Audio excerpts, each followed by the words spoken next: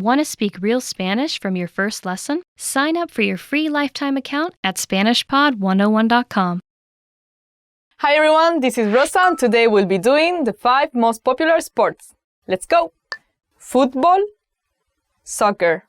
Fútbol, soccer.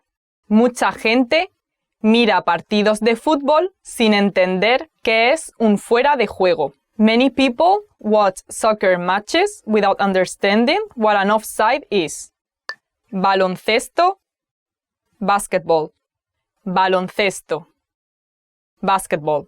No se tiene que ser alto para jugar al baloncesto. You don't have to be tall to play basketball. Ciclismo, cycling. Ciclismo, cycling. A veces se cortan calles para hacer carreras de ciclismo. Sometimes streets are blocked off for cycling races. Balonmano, handball. Balonmano, handball. El objetivo del balonmano es lanzar el balón en la portería del oponente. The point of handball is to throw the ball into the opponent's goal. Pádel, paddle tennis.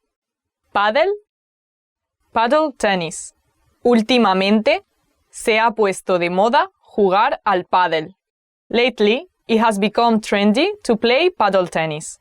And this is the end of today's 5 most popular sports. Do you play any of these sports? Let us know in the comments below. And don't forget to subscribe and also check out SpanishPod101.com. ¡Hasta luego!